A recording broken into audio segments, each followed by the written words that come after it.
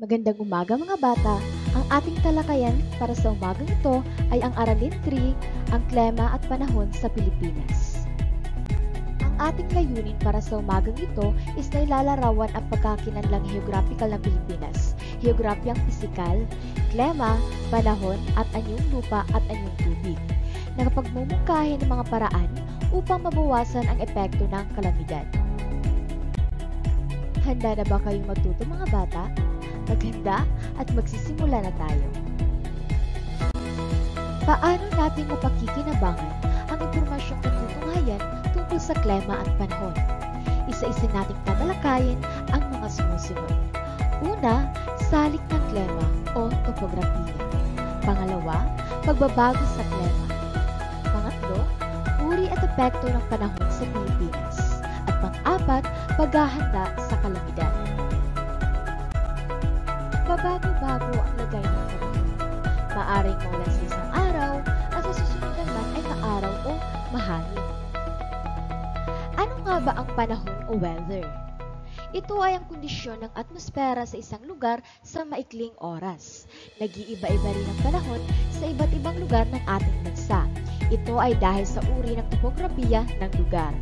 Mayroong dalawang uri ng pangkalahatang klima sa ating bansa. Ito ay ang tag-ulan at tag-araw. Ano naman ang klima? Ang klima ay ang pangkalahatang kalagayan ng atmosfera sa isang lugar sa mahabang panahon. Magkakatulad ang klima sa isang lugar taon-taon. Ngunit sa ngayon, nakararanas na tayo ng ilang pagbabago. Itinuturing na tropikal ang klima sa ating bansa. Kung titingnan ang lokasyon ng Pilipinas sa globo, ito ay matatagpuan sa tropiko ng Cancer. Matatagpuan ito sa gawing itaas ng Ecuador. Dahil sa lokasyong ito, ang Pilipinas ay mayroong mainit na temperatura at may masaganang ulan sa buong taon. Mayroon 4 na uri ng klima.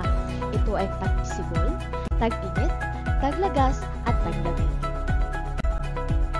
Alam mo ba ang ilang dahilan sa pagbabago ng klima sa iba't ibang lugar sa mundo? Narito ang mga salik na nakaaapekto sa klima. Una, latitude o lokasyon ng lugar sa mundo.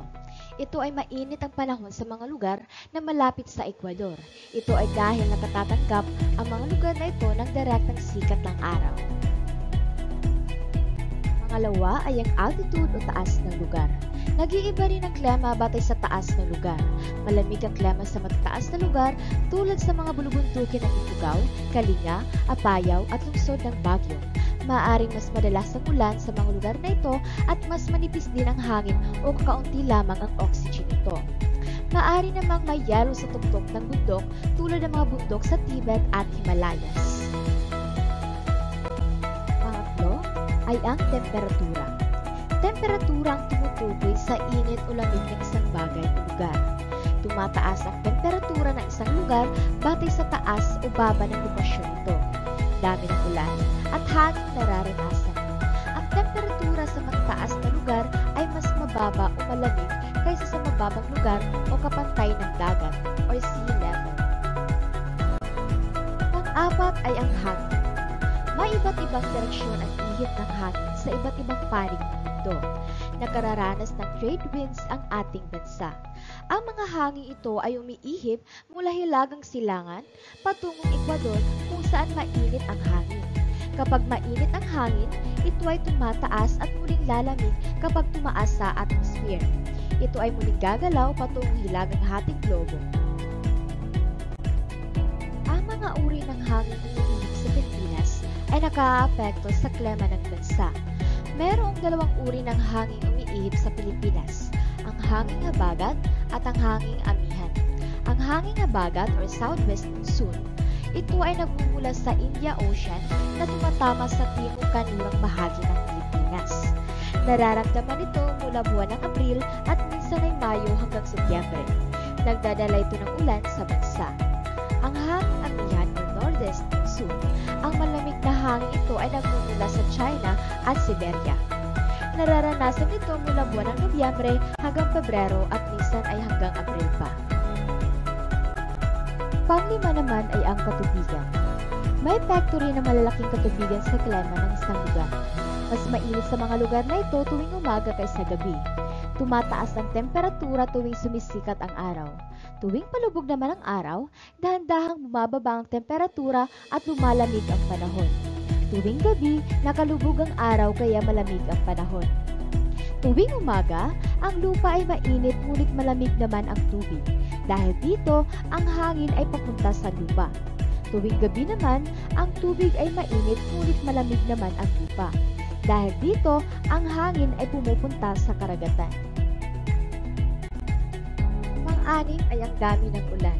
Ang dami ng ulan ay isa pang dahilan ng pagkakaiba-iba ng panahon sa Pilipinas. May mga lugar sa bansa na madalas ang tag-ulan. Mayroon din namang halos tuyong-tuyo at maikli ang panahon ng tag-ulan.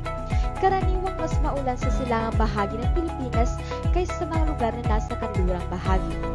Karaniwan nagmumula sa Karagatang Pasipiko ang mga bagyong nagdudulot ng malalakas na ulan at hangin sa bansa. Bakit nagbabago ang klima ng ating bansa? Tropikal ang klima ng Pilipinas dahil sa lokasyon nito. Kadalasang mainit na panahon ang nararanasan sa bansa. Temperatura ay 21 degrees Celsius hanggang 37 degrees Celsius. Pinakamainit sa pagitan ng Marso at Abril na mayroong 37 degrees Celsius. Pinakamalamig sa buwan ng Disyembre hanggang Pebrero na mayroong 15 degrees Celsius sa Kamaynilaan at 9 degrees Celsius sa Baguio. Kahalumigmigan or humidity na umaabot ng 71% hanggang 85% kung tag-init. Nakaapekto rin ang penomenang El Niño at La Niña sa klima ng isang lugar. Ang El Niño ay tumutukoy sa pag-init ng tubig sa bahagi ng Karagatang Pasipiko. Ito ay nagdudulot ng tagtuyot. Ang La Niña naman ay kabaliktaran naman ng El Niño. Paglamig ng tubig ito sa bahagi ng Karagatang Pasipiko. Nagdudulot naman ito ng pag-ulan. Malaki ang epekto ng mga ito sa pagbabago ng klima sa iba't ibang bansa, katulad na lang ng ating nararanasang klima sa Pilipinas. Bakit kaya madalas daanan ng bagyo ang Pilipinas? Mga kalamidad sa Pilipinas. Nagkakaroon ng bagyo sa ating bansa mula buwan ng Hulyo hanggang Nobyembre. Nagmumula ang bagyong malingit nating nararanasan sa dakong hilaga ng bansa patungong silangan. Dahil dito, mabagyo ang mga pulo ng Batanes, dakong timog ng Luzon at dakong silangan ng Samar. Bihira namang bagyong noon ang bahaging timog ng bansa tulad ng Mindanao. Ngunit sa ngayon, nakararanas na rin dito ng bagyo dahil sa pagbabago ng klima ng ating mundo, bunga ng paglala ng polusyon at global warming. Ang Pilipinas ay nasa daanan ng mga bagyong nanggagaling sa rehiyon ng Marianas at mga pulo ng Caroline sa Karagatang Pasipiko. Madalas na panganluran ang tinatak na direksyon ng mga bagyo. May 19 hanggang 30 bagyo na dumaraan sa bansa taon-taon. Kadalasan nararanasan ng mga ito mula buwan ng Mayo hanggang Oktubre. Ito ay nagbabago kung panahon ng El Niño. Tinatayang humigit kumulang 20 lindol ang yumayanig sa ating bansa araw-araw.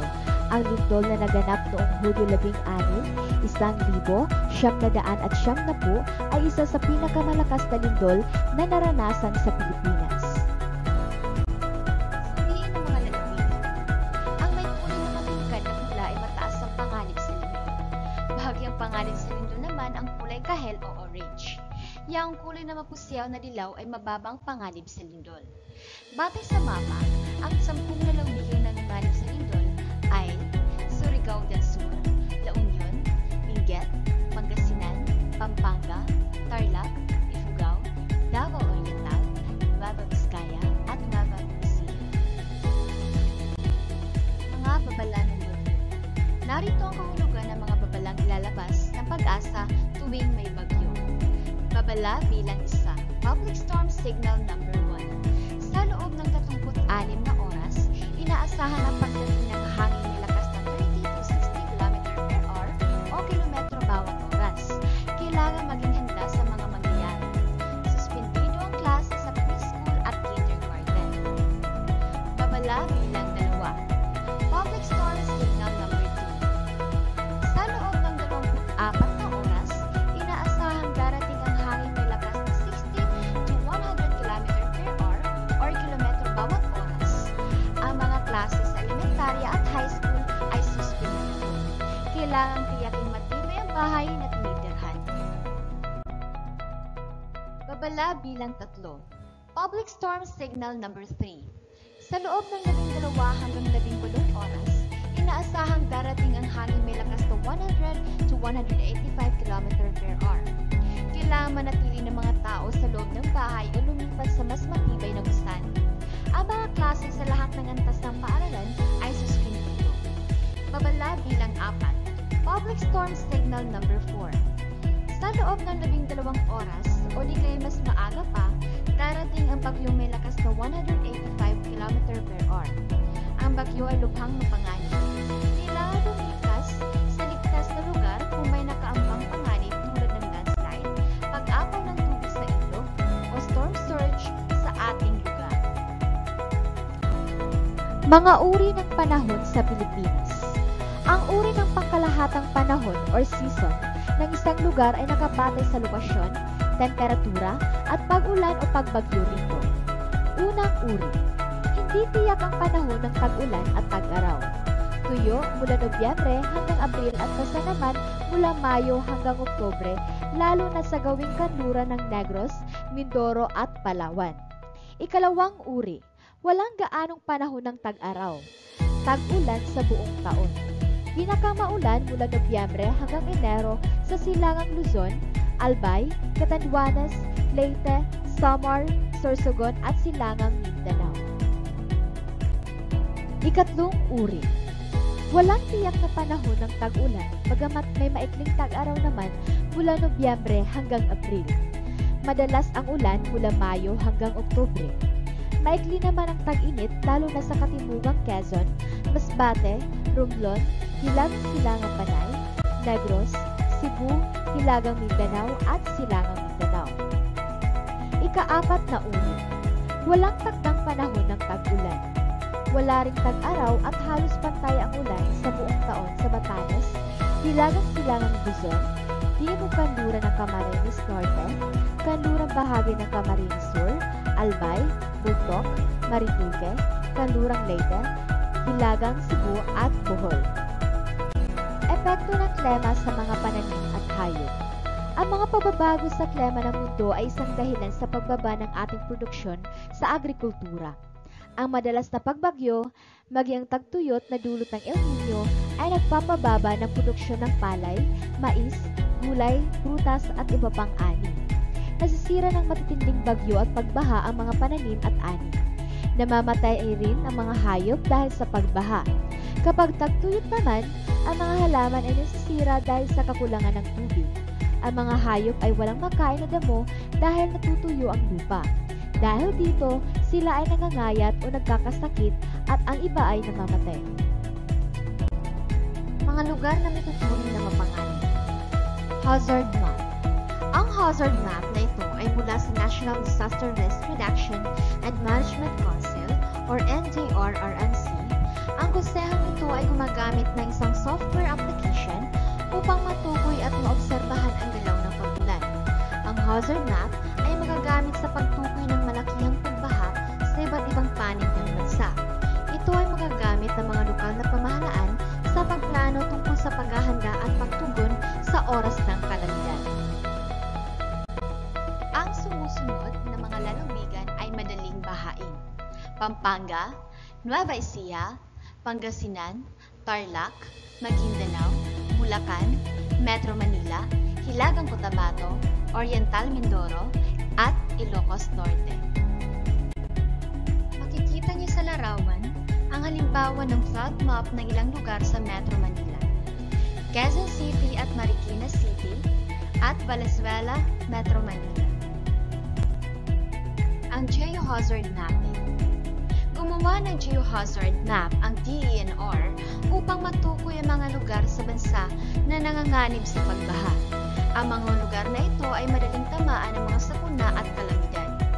Ang geohazard map ay nagbibigay ng impormasyon tungkol sa nakaambang panganib sa mga tao bunga ng lokasyon ng kanilang tirahan. Nilalayon din ito na mabawasan ang masamang epekto ng mga sakuna at kalamidad sa pamamagitan ng kaalamang ibinibigay nito tungkol sa mga sakunang maaaring harapin ng mga taong nakatira sa mapanganib na lugar. paghahanda sa mga kalamidad. Mahalagang maging handa tayo sa anumang kalamidad o sakuna. Narito ang ilan sa mga dapat nating gawin. Una, maghanda ng mga kagamitang kakailanganin kapag may sakuna tulad ng inuming tubig, dilatang pagkain o pagkaing matagal mapanis at hindi na kailangang lutuin, flashlight na may baterya, radyong di baterya, sabon, gamot, kopya ng ID o pagkakakilanlan at cellphone charger. Pangalawa, planuhin kung saan pupunta o paano kapag may lindol o baha. Isulat kung saan pupunta kapag may lindol o baha at idikit ito sa pader ng silid ng bahay. Ang Pacific Ring of Fire. Matatagpuan ang ating bansa sa Pacific Ring of Fire. Ang Pacific Ring of Fire ay tumutukoy sa mga lugar na kung saan ay nakararanas ng palagiang paglindol at pagsabog ng bulkan sa sanhi ng paggalaw ng mga lupa at mga lugar. Ang mga ito ay nakapalibot sa karagatang Pasipiko. Ginamit ang simbolo ng malasingsing na apoy na kumakatawan sa nakapalibot na banta ng kalamidad sa Pasipiko. Napakaraming lindol ang nagaganap sa pook na ito na pinagbumulan ng iba't ibang kalamidad na nakapipinsala sa kabuhayan, ari-arian at buhay ng maraming tao. Mga dapat gawin bago maglindol. Biglaan ang dating ng lindol kaya kailangan maging handa sa pagdating nito. Una, itali o ipako ang malalaking kagamitan upang hindi mahulog o matumba. Pangalawa, huwag ipatong ang mabibigat na kagamitan o madaling mabasag sa ibabaw ng aparador o cabinet. Pangatlo, alamin ang mga lagusan ng tahanan o gusali. Siguraduhin may maayos na daraanan sa oras ng sakuna. Mga dapat gawin habang lumilindol. Kung ikaw ay nasa labas habang lumilindol, humanap ng open space at manatili rito. Iwasan ang mga gusali, ilalim ng puno, poste ng ilaw at kawad ng kuryente. Umupo at protektahan ang iyong ulo. Kung ikaw ay nasa loob ng sasakyan, manatili rito. Huminto at itabi ang iyong sasakyan na malayo sa tulay o anumang poste. Tiyakin nakakabit ang iyong seatbelt. Kung ikaw ay malapit sa tabing dagat, pumunta agad sa mataas na lugar upang makaiwas sa anumang banta ng tsunami. Kung ikaw ay nasa loob ng bahay o gusali habang lumilindol, agad na dumapa. Hanggat maaari ay sumilong sa ilalim ng mesa o upuan upang maprotektahan ang sarili sa pagbagsak ng mga bagay dulot ng lindol. Kapag walang malapit na mesa o anumang masisilungan, pumili ng ligtas na lugar na malayo sa mga bintana, aparador at mataas at mabibigat na kagamitan. Manatili rito hanggat huminto ang lindol o pagyanig. Manatili sa ligtas na lugar hanggang mawala ang pagyanig. Pagkatapos ay suriin ang iyong katawan para sa mga sugat o bani. Suriin din ang mga tao sa paligid mo. Gumalaw ng dahan-dahan at mag-ingat sa mga natumbang mga bagay. Maging handa sa mga susunod na mga paglindol o aftershock. Maging mapagmatsyag sa pagkakaroon ng mga sunog. Ang mga lindol ay nagiging sanhi ng pagtunog ng mga fire alarms at pag-anda ng mga fire sprinklers. Kung kailangan mong lisanin ng isang gusali, gamitin ang hagdan kaysa elevator. Mga dapat gawin matapos ang lindol. Una, kung nasa peligrosong lugar, lumisan agad. Sabihan ng mga kasama sa bahay, huwag mataranta.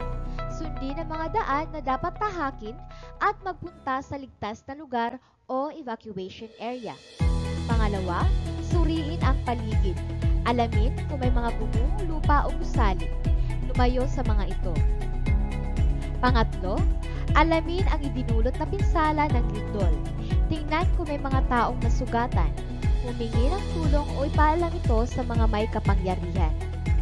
Pang-apat, kung nakalabas na ng gusali o bahay matapos ang pagyanig, huwag bumalik agad dito dahil maaari pang may sumunod na mga pagyanig matapos ang unang paglindol. Pang-lima, bago bumalik sa gusali o bahay, tiyaking ligtas ito at walang nasirang bahagi. Kung ang mga ito ay may tinamong pinsala, manatiling malayo sa mga ito. Kailangang suriin ang mga ito kung maaari itong tirahan o pamalagian. Kung matukoy na hindi na ito ligtas, alamin kung saan maaaring manatili upang maging ligtas. Mga panganib kapag may bagyo. Madalas daanan ng bagyo ang ating bansa. Ang bagyo ay nagdadala ng malakas na hangin at pag-ulan na maaaring makapinsala. Narito ang ilang maaaring mangyari kapag may malakas na bagyo. Pagbaha sa mga mababang lugar, paglipad ng mga yero ng bahay o ilang bagay, pagkaputol ng mga sanga ng mga puno o pagtumba ng mga ito, pagguho ng lupa, pagkaputol ng mga kawad ng kuryente at pagkawala ng supply nito, pansamantalang pagkawala ng malinis na tubig na maiinom. Mga dapat gawin bago dumating ang malakas na bagyo. Una, makinig ng balita at alamin kung kailan darating at saan dadaan ang bagyo. Pangalawa, alamin ang mga ligtas na lugar na malapit sa inyong tirahan. Pangatlo, lumikas sa mataas at ligtas na lugar kung nakatira sa mga mababang lugar. Mga dapat gawin habang bumabagyo. Una, manatili sa loob ng bahay, gusali o ligtas na lugar. Pangalawa, subaybayan ang balita tungkol sa bagyo. Pangatlo, sundin ang mga payo o utos ng mga opisyal. Kapag inineklara ng mga otoridad na kailangan ng lumikas, agad lisanin ang bahay upang maging ligtas. Dalhin ang mga kagamitang inihanda para sa panahon ng sakuna. Pang-apat, ipaalam sa kamag-anak o kaibigan ang paglilikasan upang mabawasan ang kanilang pag-aalala at matiyak na tayo ay ligtas. Gawain. Sa inyong aklat ng kayamanan 4, sagutan ang alalahanin at unawain titik E, F at G sa pahina 13 at 14. Para sa inyong pangalawang gawain, pag-uulan. Magsaliksik ng isang news report tungkol sa mga kalamidad na nararanasan sa Pilipinas. Halimbawa na lamang ang pagbaha at paglindol. Iulat ito sa pamamagitan ng pagkuha ng voice clip o video. Ipasa ito sa